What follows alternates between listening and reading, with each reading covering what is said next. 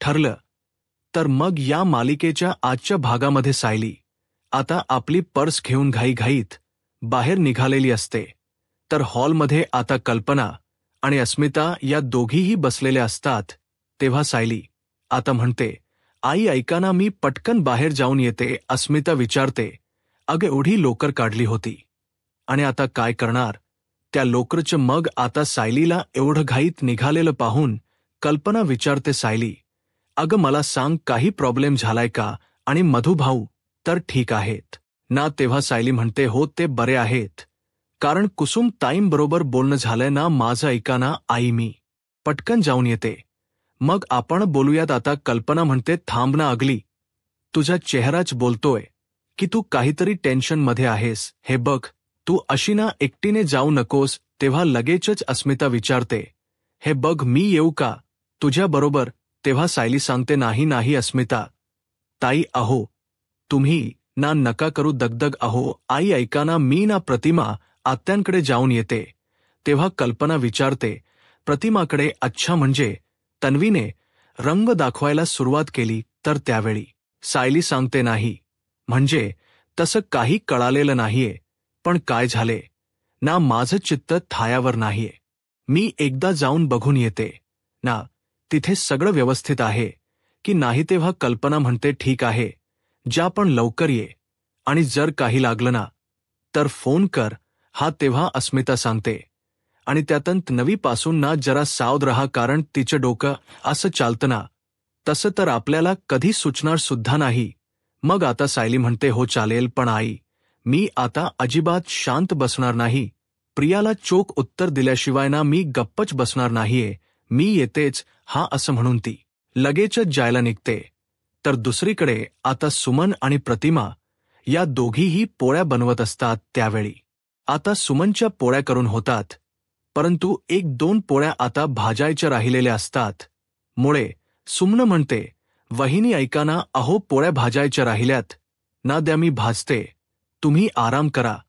त्यावेळी प्रतिमा म्हणते, राहू दे, 1-2च राहिले आहेत ना, मी करते, काही हरकत नाही. मग सुमन म्हणते, कपडे वाळले की नाही ते मी पाहून येते. हा त्यावेळी प्रतिमा म्हणते, हो चालेल. तर प्रिया आता खिडकीमधून तिथे डोकावत असते, या दोघींच नक्की काय चालले. तर सुमन आपापल्या कामासाठी निघून जाते. तर प्रतिमा एकटीच असल्यामुळे प्रिया लगेचच गालात हसते असते. दुसरीकडे महिप्त आणि नागराज दोघेही आता खूप खुश असतात आणि एकमेकांना चिअर्स करत ते आता लगेच ड्रिंक्स करू लागतात. तेव्हा नागराज म्हणतो, वाह वाह महिप्त, बाकी काहीही असो रे, पण कधी कधी ना तू मला अगदी जाम इम्प्रेस करतो. तेव्हा महिप्त नशेतच म्हणतो, असं नागराज म्हणतो, हो अरे. मग आता नागराज म्हणतो, अरे इतके दिवस मला असंच वाटत होतं की तुझी धाव कुठपर्यंत असेल, की चाकू आणि सूर्यांपर्यंत, पण तू तर अगदी डायरेक्ट बुद्धिबळाची चाल खेळलास रे. अरे बुद्धिबळाची चाल, असं म्हणून तो हसतो आणि म्हणतो, प्रियाच प्याद, या बुद्धिबळाच्या पटावरणही तू हाकलून देऊ शकतोस, हे सुद्धा तिला कळणार नाही. मग आता महिप्त म्हणतो, माझा फक्त प्लॅन होता, पण तुमच्यामुळे तो सक्सेस झाला ना, आणि तुमच्यामुळे तर मी करू शकलो. हो, तुम्ही जर त्या अर्जुन सुभेदाराच आणि त्याच्या भावाच बोलणं ऐकलं नसतं तर मी अशी फेरफार करू शकलो असतो का? तर नाही ना. मग आता लगेचच नागराजला आठवतं की जेव्हा अर्जुनने सिनियरला कॉल केलेला होता, म्हणजे रविराजला, तेव्हा नेमकं नागराजने सगळं दाराच्या आड उभा राहून ऐकलेलं असतं. अर्जुन म्हणालेलं असतो की ऐक ना सिनियर, मी ना आता सायलीच्या शाळेत चाललोय. आय थिंक सो, मला एखादा सायलीचा जुना फोटो सापडेल तिथे, आणि जर तो फोटो सापडला ना तर कदाचित तिच्या आईबाबांपर्यंत सुद्धा पोहोचता येईल मला. तेव्हा रविराज म्हणालेला असतो, ओके, तुला नक्कीच काहीतरी ब्रेक थ्रू मिळेल रे तिकडे, आणि माझी काही मदत लागली ना तर नक्की सांगा. नेमकं भामट्या नागराजने हे बोलणं ऐकलेलं असतं आणि सायलीचा त्यावरचा फोटो त्याने गायब केलेला असतो. हे नागराज आणि महिप्तची चाल असते. तेव्हा आता नागराज खूप खुश असतो आणि महिप्तला म्हणतो, पाहिलं ना आम्ही कसं काम केलं. तेव्हा महिप्त म्हणतो, हो केलं, अगदी विजेच्या वेगाने, परंतु अर्जुन सुभेदार त्या शाळेत पोहोचण्या अगोदर तुम्ही हे काम कसं केलं तो सांगा बरं. एवढं झपाझप तेव्हा नागराजला आठवतं जेव्हा त्या मॅडम असतात त्या पिऊनला सांगत असतात 20,034च्या सर्व जुन्या फाईल्स घेऊन ये. त्यानंतर तो पिऊन जेव्हा जातो तेव्हा लगेचच नागराज हा त्याच्यावर पाळत ठेवतो आणि त्याला पकडून म्हणतो की लवकरात लवकर ती फाईल घेऊन ये. मग तो पिऊन जेव्हा ती फाईल घेऊन येतो तेव्हा काही जास्त पैसे देत लगेचच नागराज त्याला भुलवतो आणि त्याला म्हणतो जरा बाजूला जात तू. मग तो बाजूला जेव्हा जातो तेव्हा नागराज काय करतो सायलीचा ॲडमिशन फॉर्म काढतो आणि त्याचवेळी तिच्या फॉर्मवर तिचाच फोटो असतो, लहानपणीचा तन्वीचा. तर तो फोटो पाहून नागराजला धक्का बसतो आणि तोच फोटो काढून घेत त्या ठिकाणी दुसऱ्या मुलीचा तो फोटो चिकटवतो जेणेकरून अर्जुनला हे सत्य कधीच समजू नये की सायली ही तन्वी आहे यासाठी. मग त्यानंतर तो पुन्हा पुन्हा त्या पिऊनला बोलवतो आणि त्याच्याकडे ती फाईल देतो ज्यामध्ये सायलीचा लहानपणीचा फोटोच नसतो. आणि मग त्यानंतर जेव्हा अर्जुन येतो आणि त्याला ती फाईल आता लगेचच दिली जाते, त्या फाईलमधील सायलीचा फोटो पाहून अर्जुन खुश होतो आणि त्याच्या त्या आनंदी चेहऱ्याकडे नागराज मात्र वेगळ्याच नजरेने बघत हसतो. तर आता हे सगळं नागराज त्याने केलेलं कारस्थान शेवटी महिप्तला सांगतोच. तेव्हा महिप्त म्हणतो अहो यालाच म्हणतात एका दगडामध्ये 2 पक्षी मारणं. कारण आतापर्यंत त्या अर्जुन सुभेदाराला खूप जिंकून दिलं आपण, पण आता या सगळ्याच उपट काढण्याची वेळ आली आहे. कारण एकीकडे या चिचुंद्रीची नांगी ठेचून तिचा अक्षरशः मला मात सुद्धा उतरवायचा आहे. तेव्हा नागराज सांगू लागतो तुला सांगू मला तर एकदम जाम टेन्शन आलं होतं बुवा. सुरुवातीला आलं होतं पण नंतर जमलं, सगळं जमलं. त्या अर्जुन सुभेदाराला समजलंच नाही. त्याला जो फोटो मिळालाय तो त्या सायलीचा नाही तर त्या छोट्या प्रियाचा होता. तेव्हा महिप्तला मात्र हे सगळं ऐकून खूप म्हणजे खूपच आनंद होतो. तर आता दुसरीकडे प्रिया अजूनही प्रतिमाकडे त्या खिडकीतून रागात बघत असते आणि सुमन गेली त्याचा गैरफायदा घेत लगेचच तेथे प्रतिमाच्या पाठीमागे येऊन उभी राहते. प्रतिमाला माहीत सुद्धा नसतं की ही भामटी तन्वी माझ्या पाठीमागे उभी राहिली आहे. ती आपापल्या कामामध्ये मात्र व्यस्त असते, अजूनही पोळ्याच भाजत असते. तर आता प्रिया मनातच विचार करते की तापलेल्या तव्यावर तोंड जरा शेकलं ना, तुझी जीभ जरा भाजली ना, जीभ बंद करण्याचा हा एकमेव मार्ग आहे असं म्हणून खूप रागात ती प्रतिमाकडे बघत असते. एक क्षणातच ती प्रतिमाला आता तेथे तव्यावरचं तोंड तीच भाजणार असते. त्याचवेळी आता सायली नेमकी तेथे येते आणि हा प्रकार पाहत प्रतिमा त्या असं मोठ्याने ओरडते. त्यामुळे हळुवारपणे प्रतिमा लगेचच बाजूला होते. तर प्रियाचा हातच त्या तव्यावर पडतो आणि चांगला होरपळून निघतो. ती मोठ्याने आता ओरडू लागते. सायली रागातच तिच्याकडे बघते. तिच्या हातांचा अक्षरशः जाड आणि धूर निघालेला असतो. तेव्हा तन्वी अग काय झालं असं प्रतिमा विचारते. दुसरीकडे अर्जुन आता शाळेमधून फायनली आपल्या ऑफिसमध्ये आलेला असतो. त्याचवेळी आता इन्स्पेक्टर सावंत देखील ऑफिसमध्येच बसलेले असतात. तेव्हा अर्जुन त्यांना म्हणतो इन्स्पेक्टर सावंत तुम्ही इथे होतात हे खरं तर मला माहीत नव्हतं. तेव्हा चैतन्य म्हणतो अरे ती चौक मर्डर केस नाही का, त्यासाठी ना आपली मदत करायला ते इकडे आले आहेत. तेव्हा अर्जुन म्हणतो ग्रेट. मग आता मीच त्यांना रिक्वेस्ट केली की थोडा वेळ थांबता का, अर्जुन येतोय. कारण अर्जुनच छोटच काम आहे तुमच्याकडे ते तुझ्यासाठी. मग थांबले. तेव्हा अर्जुन सांगतो तुम्हाला माहितीच आहे की मी माझ्या बायकोचा पास्ट हा शोधण्याचा प्रयत्न करतोय आणि आज तर मला तिच्या शाळेतून तिच्या लहानपणीचा अगदी खोटो सुद्धा सापडलाय. आता मला सांगा तिच्या या लहानपणीच्या खोटोवरून तिच्या ख्या आई-बाबांची काही माहिती मिळू शकते का. तर आता लगेचच इन्स्पेक्टर साहेब अर्जुनकडून तो फोटो घेत पाहत असतात, पण त्यांना काही आता लगेच अंदाज लागत नसतो. त्याचवेळी चैतन्य म्हणतो अर्जुन आता मला सांग, तुला तर हा फोटो सायलीच्या शाळेतून सापडला असेल ना, पण सायलीबद्दल सगळं काही मधुभाऊंनाच माहीत असेल ना. सो त्या शाळेच्या सायलीच्या ख्या आई वडिलांशी काही संबंध सुद्धा नसेल, मग या फोटोवरून तिचा पास्ट कसा शोधणार आपण सांग बरं. तेव्हा अर्जुन आणि सावंतांना सुद्धा आता तोच प्रश्न पडतो. परंतु अर्जुनच्या मनात काही होप्स असतात, म्हणून तो म्हणतो सायलीचा फोटो जर आपण सर्क उलट केला तर सायलीला कोणी ओळखते का हे आपल्याला कळेल ना. तेव्हा इन्स्पेक्टर सावंत विचारतात, मला सांगा सायली मॅडम जेव्हा मधुकर पाटलांना सापडल्या त्यावेळी त्यांचं वय किती होतं, म्हणजे ॲक्च्युली त्या किती महिन्यांच्या होत्या किंवा किती वर्षांच्या होत्या, तुम्हाला काही सांगता येईल का. तेव्हा अर्जुन म्हणतो, मला एक्झॅक्ट सांगता येत नाहीये, परंतु मधुभाऊंनी जेव्हा कुसुम ताईंना सांगितलं ना, तेव्हा त्या हिशोबाने सायली 4-5 वर्षांची नक्कीच असू शकते. पण कसं आहे ना इन्स्पेक्टर सावंत, ही गोष्ट ना 22 ते वर्षांपूर्वीची आहे.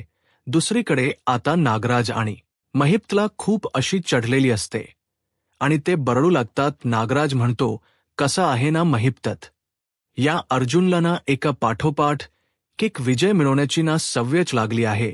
त्यामुळेच तो आणि त्याची बायको अगदी जाम खुश आहेत, कारण सगळं काही अगदी त्यांच्या मनासारखं होते ना. अगोदर केस जिंकले, मग त्या प्रियाला तुरुंगात काय पाठवलं आणि तुरुंगातून प्रिया परत आली बाहेर, तर तिला घराबाहेर काढलं. अगदी सगळं काही त्यांच्या मनासारखं होतं, कारण त्यांच्या घरातून अगदी वेळे आधीच दिवाळी साजरी होती. तेव्हा महिप्त रागात म्हणतो, हो नागराज शेठ, ती प्रिया काही कमी फटाके नाही खोडत, कारण आधीपासूनच तो व्हिडिओ तिने डोक्यावर नाचवलाय आणि आता तर तिला एवढा माज झालाय ना की तिने मला फोन करून काही बीही बोलली आणि माझं रक्त सुद्धा उसळवलं आणि मला हॉस्पिटलमध्ये यायला सुद्धा भाग पाडलं तिने, आणि त्याच जोरावर जेलातून सुद्धा सुटली. तेव्हा नागराज हसतो आणि म्हणतो, आणि आता प्रिया आणि अर्जुन दोघेही आपल्या एकाच जाळ्यात अडकलेत. अरे हा जो काही प्रकार आपण होताना तो केलेला छोट्या सायलीच्या जागी छोट्या प्रियाचा खोटो चिकटवणं, तो खरंच मास्टर स्ट्रोक होता. महिप्त मास्टर स्ट्रोक. तर दुसरीकडे आता चैतन्य म्हणतो, आता जर मधुभाऊ शुद्धीवर असते तर खरंच या सगळ्यामध्ये ना आपल्याला त्यांची खूप म्हणजे खूप मदत झाली असती, कारण सायली वहिनीचे आईवडील नक्की कोण आहेत आणि कुठे आहेत हे ना त्यांना नक्कीच माहीत असतं काय आहे ना. इन्स्पेक्टर सावंत, आमचं जे काही चालू आहे ना ते सगळं अगदी अंदाजपंजी चालू आहे. मुळात सायली वहिनी आश्रमात का आल्या आणि त्यांच्या सोबत असं काय झालं होतं हेच आम्हाला अजिबात माहीत नाहीये. मग आता लहान असताना जेव्हा सायली मॅडम या हरवल्या असतील, त्यांच्या आई वडिलांनी मिसिंग कंप्लेंट तर केलीच असेल ना, म्हणजेच कोणत्या तरी पोलीस स्टेशनमध्ये. अर्जुन म्हणतो, हा बरोबर, हा पॉइंट आहे. तर अशी कंप्लेंट आपल्याला कुठे सापडते का ते बघता येईल. तेव्हा चैतन्य विचारतो, पण अशी 22-23 वर्षांची तक्रार सापडू शकते का. तेव्हा सावंत म्हणतात, का नाही सापडणार, मी तसा प्रयत्न नक्कीच करेन, आणि शिवाय त्या फोटोवरून आणखी काही समजत का ते सुद्धा बघतो. आता अर्जुन, सर तो फोटो मला लगेचच पाठवा. तेव्हा अर्जुन म्हणतो, इन्स्पेक्टर साहेब, हे किती इम्पॉर्टंट आहे माझ्यासाठी हे तुम्हाला माहीतच असेल, कारण माझी बायको आतापर्यंत आई बाबांशिवायच वाढली आहे आणि त्यांच्याशिवाय जगता आली, आणि जेव्हा मला समजलं की तिचे आई बाबा हे जिवंत आहेत, तर ते ना आता आपल्याला शोधायलाच हो. तेव्हा इन्स्पेक्टर सावंत म्हणतात, अर्जुन सर, तुम्ही अजिबात काळजी करू नका, मी आता लगेचच कामाला सुद्धा लागतो. ते अर्जुन चैतन्य बरोबर हात मिळवणी करतात आणि तेथून जातात. दुसरीकडे आता सायली ही प्रतिमा आणि सुमनला घेऊ बाहेर तिथे हॉलमध्ये बसलेली असते. सुमन विचारते, सायली, तुझी खात्री आहे का तन्वीस ही वहिनींना ढकलण्यासाठीच तेथे आली होती स्वयंपाक घरामध्ये, की ती दुसरं काहीतरी करण्यासाठी आली होती. तव्यावर तोल जाऊन ती पडली. तेव्हा सायली म्हणते, अशी शंका काढून तुम्ही स्वतःची समजूत करून घेताय ना काकू, आणि तुमच्या प्रश्नांचे उत्तर खरंतर आपल्या तिघींनाही माहीत आहे, कारण अर्थात प्रियाला जर आपण विचारलं ना तर ती अजिबात कबूल करणार नाही. त्यानंतर तर ती विचारते, बरं मी निघू का आत्या. त्यावेळी प्रतिमा म्हणते, अशीच येत जा हा बाळा अधूनमधून. तेव्हा सायली म्हणते, याव तर लागणारच आहे. प्रतिमा, आत्या पण निघण्या अगोदर ना जरा प्रियाचा निरोप घेते. बरं सुमन काकू, तुमच्याकडे बामची एखादी रिकामी डबी किंवा बाटली आहे का हो? तेव्हा सुमन म्हणते, हो आहे ना, सेफ्टी बिना साठवण्यासाठी ना, मी अशा रिकाम्या बाटल्या नेहमी वापरते. तेव्हा सायली म्हणते, मला ती हवी आहे तेव्हा देते. हा असं सुमन म्हणते. मग लगेचच जाता सायलीला ती रिकामी बामची बाटली देते. तेव्हा एखाद क्रीम किंवा ऑइंटमेंट आहे का असं सायली पुन्हा एकदा सुमनला विचारते. सुमन म्हणते, हो आहे ना. तेव्हा सायली आता त्या बामच्या बॉटलमध्ये लगेचच काही क्रीम टाकते. मग आता सुमन आणि प्रतिमाला प्रश्न पडतो, नक्की काय चाललंय सायलीच? तेव्हा प्रिया म्हणते, काही जखमांवर अगदी कायमचा उपाय करावा लागतो प्रतिमा. आत्या मी आले असं म्हणून ती तेथून जाते. दुसरीकडे आता महिप्त म्हणतो, तो आता त्या खोटोमुळे तो अर्जुन सुभेदार अलगत त्या आईबापांपर्यंत नक्कीच पोहोचेल. आता तुम्ही सांगा बरं, कुठल्या आईबापापर्यंत? कारण त्या अर्जुन सुभेदाराला वाटण हे सायलीचे आई बाबा आहेत म्हणून. पण ते आहेत कोणाचे आई बाबा? तर प्रियाचे खरे आई बाबा. तेव्हा नागराज हसतो आणि म्हणतो, मला तर असं वाटतं ना, ते प्रियाचे आई बाबा सापडले की अर्जुन डायरेक्ट त्यांच्या घरातच घेऊन जाईल. आणि सायलीचे आई बाबा सापडले, सायलीचे आई बाबा सापडले असा एकदम जल्लोषच करेल मोठ्या मोठ्याने. पण खरं काय आहे ना, ते आपल्या दोघांपैकी कुणालाच माहीत नाही. इकडे प्रिया आता हाताला फुंकर मारत रूममध्ये बसलेली असते. सायली तेवढ्यातच दरवाजा उघडते आणि तेथेच थांबते. प्रियाने काहीही पाहिलेलं नसतं. मग आता प्रिया म्हणते, ही सायली का माझ्या राशीला आलीये त्या घरात, तर मला येऊ दिलं नाही. आणि इकडे या घरात येऊन मला ती छळतीय आणि उगीचच माझा हात सुद्धा भाजला. आता नेमका तो अश्विन सुद्धा घरात नाही. किती आगाग होतीये ना माझ्या हाताची. तेव्हा सायली हसतच आतमध्ये जाते. प्रिया चौताळते आणि विचारते, तू इथे काय करतीयस आणि माझ्या खोली देण्याची परवानगी तुला दिली कोणी ग? तेव्हा सायली म्हणते, त्यांनीच. तुला ज्यांनी या घरात घेतलं ना, त्यांनीच मला. प्रतिमा, आत्यांनी परमिशन दिली आहे. आणि हो, आणि मी स्वतःला जाळून घेती अशी नाटक नाही. मी त्यांना करून दाखवली आणि खोट्या धमक्या सुद्धा नाही दिल्या मी त्यांना, तरीही त्यांनी मला आतमध्ये घेतलं. हा असं म्हणून सायली चांगल्याच प्रियाला सणसणत टोमणा मारून आता गप्पट करते. तेव्हा प्रिया चौताळतच म्हणते, हे बघ, मी ना अशा खोट्या धमक्या वगैरे दिल्या नाहीयेत. त्यावेळी माझी सिच्युएशन काय होती ना हे माझंच मला माहीत. तेव्हा सायली म्हणते, हे बघ प्रिया, तू हे पेट्रोल का रॉकेल काही अंगावर स्वतःच्या ओतून घेण्याच जे नाटक केलंस ना, तू तेव्हा अशी भासवत राहिली असशील ना सारखी सारखी की मी कस स्वतःला जाळून घेण्याचा प्रयत्न करतीये, पण त्यातला एकाही थेंब स्वतःच्या अंगावर काय तू पडू दिला नसेल. आणि या घरातली भोळी बिचारी माणस फसली तुझ्या नाटकाला, आणि कदाचित त्याचीच शिक्षा म्हणून तुझा हा हात भाजले. हा अशी ती प्रियाला डिचून म्हणते, आता तुझं नशीब फिरलेल दिसतंय प्रिया, कारण कसं आहे ना, तुझा न्याय तिथल्या तिथे व्हायला लागलाय. तेव्हा प्रिया आता रागातच विचारते, काय ग, तू स्वतःला काय कोर्टातली न्यायाधीश वगैरे समजतेस का? कारण सतत पुढे पुढे करायचं सर तुला. पण ना, मी तुला आत्ताच सांगतीये, तू आमच्या घरापासून ना एकदम दूर राहायचं. दुसरीकडे अर्जुन चैतन्याला सांगतो, आता मला खरंच होप्स वाटतायत की आपण सायलीच्या आई बाबांपर्यंत नक्कीच पोहोचू शकतो. कारण तुला सांगू, सायली नेहमी असंच म्हणत असते, तिला तिच्या आई बाबांना भेटायचं नाहीये आणि त्यांना जाणून सुद्धा घ्यायचं नाहीये. पण मला एक गोष्ट तर माहीत आहे की ती ज्या दिवशीत यांना भेटेल ना, तो दिवस सायलीसाठी सगळ्यात आनंदाचा दिवस असेल. मग आता चैतन्य म्हणतो, आत्तापासूनच सेलिब्रेट करायला सुरुवात कर. अजिबात एकटा सेलिब्रेट करू नको सायली, वहिनी सोबतच कर.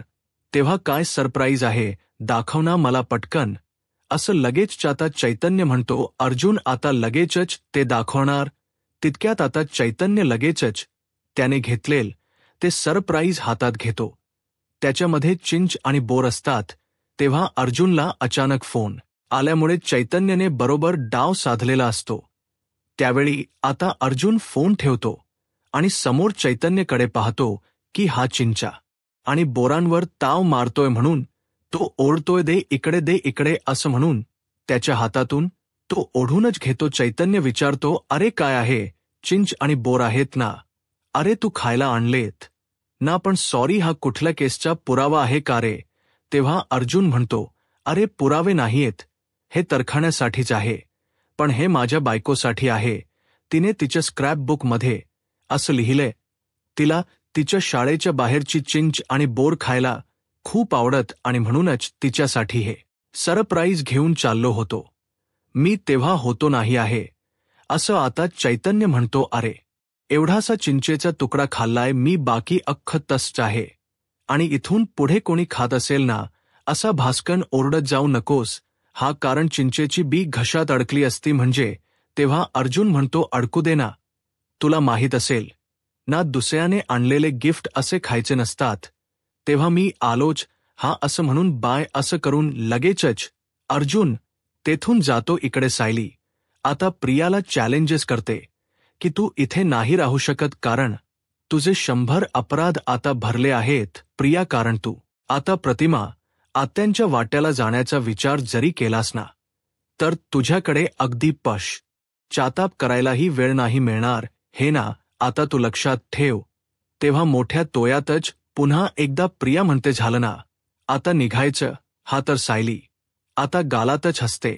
मग त्यानंतर प्रिया ही चुटकी वाजवते आणि म्हणते, ताबडतोब निघायचं. तेव्हा सायली म्हणते, निघतीय पण काय, कसं आहे ना, तुला नसेल तरीही मला माझं हक्काच सासर आहेच. प्रियाला म्हणून आता बामच्या बॉटलमध्ये जी क्रीम सायलीने टाकलेली असते ती क्रीम ती बोटावर घेते, पण जाण्या अगोदर तुझ्या भाजलेल्या हातावरती औषध तर लावायला हाव ना. तेव्हा काय बाम, तू भाजलेल्या हातावर बाम लावणार आहेस का असं प्रिया विचारते आणि लगेचच सायलीला ओरडते. पण सायली आता क्षणाचा हे विचार न करता लगेचच तिच्याच्या हाताला जे भाजलेलं असतं ना त्यावरती क्रीम चोळते. तेव्हा प्रियाला आता खूपच कसंतरी होऊ लागत. ती मोठ्याने ओरडू लागते, आई, सुमन काकू, आई, सुमन काकू. पण कुणीही तेथे येत नाही. तर सायली सुद्धा अजिबात घाबरत नसते. तिच्या हातांची अक्षरशः आग होऊ लागते, जाळ निघू लागतो. ती अशी आता इकडे तिकडे पडू लागते. प्रियाची होणारी ही धांदल, तिला होणारा हा त्रास पाहून सायली मात्र हसत असते. त्यानंतर प्रिया जरा शांत होते आणि लगेच त्या क्रीमचा वास घेऊ लागते.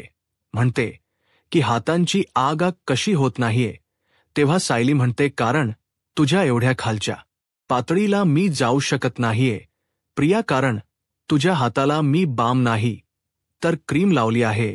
असं म्हणून सायली तिच्या स्टाईलमध्ये तिला चुटकी वाजवून दाखवते आणि म्हणते, एक गोष्ट लक्षात ठेव, जेव्हा जेव्हा प्रतिमाहत्यांच्या बाबतीत तू काही वाईट विचार करण्याचा प्रयत्न करशील ना, तर हा भाजलेला हात आठवायचा आणि हाताची घडी घालून ना गप्प बसायचं. असं म्हणून तिच्या हातावरती लगेचच ती बामची बाटली टेकवते.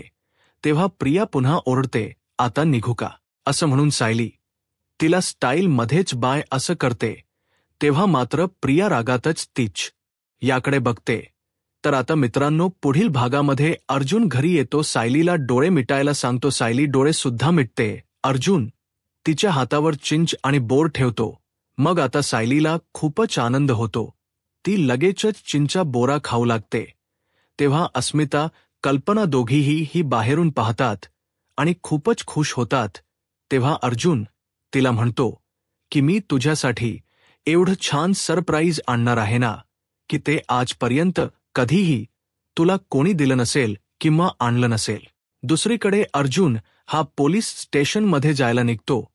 त्याचवेळी पाटील असं म्हणून कुणीतरी आता पाटलांना आवाज देत. तेव्हा आता त्या पाटलांच्या हातातून काही फाईल्स खाली पडतात. तेव्हा अर्जुन त्यांना हेल्प करत ते उचलून देणार असतो. परंतु प्रियाच आता 22-23 वर्षांचं रेकॉर्ड आता त्यामधून एक खाली पडतं. तर अर्जुन त्याकडे बघतच राहतो. यूट्यूब चॅनलला सबस्क्राईब करा आणि व्हिडिओ लाईक करा. धन्यवाद.